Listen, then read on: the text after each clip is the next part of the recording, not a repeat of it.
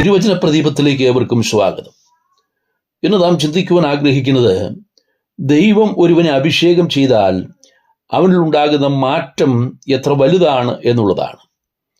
ശമൂവേലിന്റെ 1-ാം പുസ്തകം 16-ാം അധ്യായം 7-ാം വാക്യത്തിൽ മനുഷ്യൻ നോക്കുന്നത് പോലെയല്ല, മനുഷ്യൻ കണ്ണിന് കാണുന്നത് നോക്കുന്നു, യഹോവയോ ഹൃദയത്തെ നോക്കുന്നു.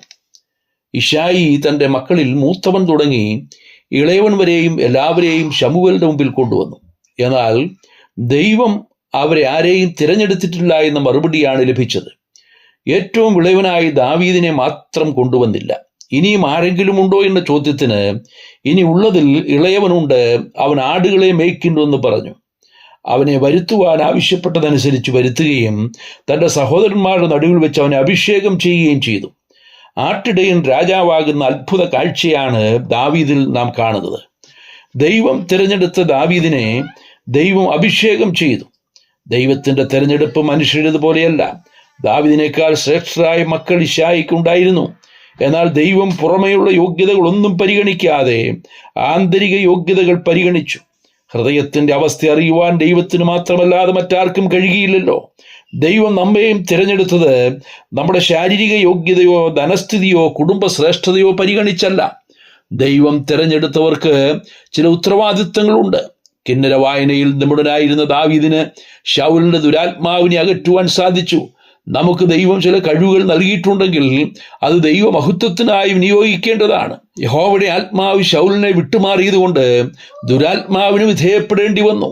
അത് പൈശാചിക പ്രവർത്തികൾ ചെയ്യുവാൻ പ്രേരിപ്പിക്കുന്നതാണ്. ഇന്ന് ദുരാത്മാവിന് വിധേയപ്പെട്ടവരാണ് കൊള്ളയും കൊലപാതകവും അക്രമങ്ങളും നടത്തുന്നത്. പിശാച് ഒരിക്കലും മനുഷ്യന് നന്മ ചെയ്യുന്നില്ല. നമ്മുടെ അഭ്യുദയകാംക്ഷിയായി അഭിനയിക്കുമെങ്കിലും നാശത്തിലേക്ക് തള്ളിയിടുവാനാണ് ശ്രമിക്കുന്നത്. പിശാചിന്റെ തന്ത്രങ്ങളെ മനസ്സിലാക്കി അതിനോട് തീർത്തു നിന്നില്ലെങ്കിൽ പിശാച് നമ്മെ പരാജയപ്പെടുത്തും. സംശയമില്ല, ദാവീദിന് ശൗലിന്റെ ദുരാത്മാവിനെ അകറ്റുവാൻ കഴിഞ്ഞു. ദൈവാത്മാവുള്ളവർക്ക് മാത്രമേ ദുരാത്മാവിനെ അകറ്റുവാൻ കഴിയൂ. രക്ഷിക്കപ്പെട്ടവർ പരിശുദ്ധാത്മാവിനാലാണ് രക്ഷിക്കപ്പെടുന്നത്. അതിനാൽ ആത്മാവിനാൽ അവരിലുള്ള കൃപാവരങ്ങളെ ജ്വലിപ്പിക്കുവാൻ സാധിക്കും. അത് പിശാചിനാൽ ബന്ധിതരായവരെ സ്വതന്ത്രരാക്കും. സുവിശേഷ സന്ദേശം അറിയിക്കുന്നതിലൂടെ അതാണ് ചെയ്തുകൊണ്ടിരിക്കുന്നത്. ആയിരങ്ങൾ പതിനായിരങ്ങൾ ഇന്നും സുവിശേഷത്താൽ അനുഗ്രഹിക്കപ്പെട്ടുകൊണ്ടിരിക്കുന്നു. അവർ ആത്മാവിനാൽ നയിക്കപ്പെടുന്നവരും സൽഫലങ്ങൾ പുറപ്പെടുവിക്കുന്നവരുമായിരിക്കും. ദൈവമക്കളായ നാം അഭിഷേകം പ്രാപിച്ചവരാണ്. അവനാൽ പ്രാപിച്ച അഭിഷേകം നമ്മിൽ വസിക്കുന്നുവെന്ന് യോഹന്നാൻ അപ്പോസ്തലൻ പറയുന്നു. അപ്പോസ്തലനായ പൗലോസ് അഭിഷേകത്തെക്കുറിച്ച് പറയുന്നത്, ഞങ്ങളെ നിങ്ങളോടുകൂടെ ക്രിസ്തുവിൽ ഉറപ്പിക്കുന്നതും നമ്മെ അഭിഷേകം ചെയ്തതും ദൈവമല്ലോ. അവൻ നമ്മെ മുദ്രയിട്ടും ആത്മാവ് എന്ന അച്ചാരം നമ്മുടെ ഹൃദയങ്ങളിൽ തന്നുമിരിക്കുന്നു. നാം അഭിഷേകത്താൽ അനുഗ്രഹിക്കപ്പെട്ടവരാണ്. പഴയ നിയമകാലത്ത് അഭിഷേകത്താൽ ചിലരെ രാജാക്കന്മാരും പുരോഹിതന്മാരും പ്രവാചകന്മാരുമാക്കി മാറ്റിയെങ്കിൽ ഇന്ന് രക്ഷിക്കപ്പെടുന്ന സകല ദൈവമക്കളെയും ദൈവത്തെ ആരാധിക്കുന്ന രാജകീയ പുരോഹിത വർഗമാക്കി തീർത്തിരിക്കുന്നു. അഭിഷേകം പ്രാപിച്ച ദാവീദ് മലിനായ ഗോല്യാത്തിനെ പരാജയപ്പെടുത്തി അവനെ ആയുധവർഗം വെപ്പിച്ചു. നമ്മുടെ കർത്താവ് അഭിഷക്തനാകിയാൽ പിശാചിന്റെ തല തകർത്തു. വാഴ്ചകളെയും അധികാരങ്ങളെയും ആയുധവർഗം വെപ്പിച്ചു. ക്രൂശിൽ അവരുടെ മേൽ ജയോത്സവം കൊണ്ടാടി അവരെ പരസ്യമായി കാഴ്ചയാക്കി. ജയാളിയായ കർത്താവിനെ അനുഗമിക്കുന്ന നമുക്കും ദുരാത്മാവിന് വിധേയപ്പെട്ട് ജീവിക്കുന്നവരെ കർത്താവിലേക്ക് നയിക്കുവാനും അങ്ങനെ ചിലരെങ്കിലും ദൈവാത്മാവിനെ അനുസരിച്ച് നടക്കുന്നവരും ദൈവമക്കളുമായി തീരുവാനിടയാകും. മാത്രമല്ല, കർത്താവ് പിശാചിനെ ജയിച്ചവനാകിയാൽ നമുക്കും പിശാചിനെ ജയിക്കുവാൻ കഴിയും. ലോകത്തെയും ജഡത്തെയും പിശാചിനെയും ജയിക്കുന്നവരാണ് ദൈവമക്കൾ.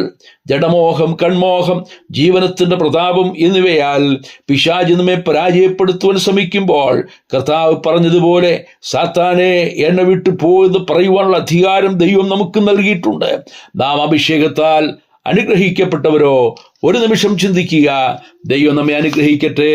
കർത്താവിൻ്റെ നാമം മഹത്വപ്പെടുമാറാകട്ടെ. സ്വർഗീയ പിതാവേ, ഞങ്ങൾ അങ്ങേക്ക് സ്തോത്രം ചെയ്യുന്നു.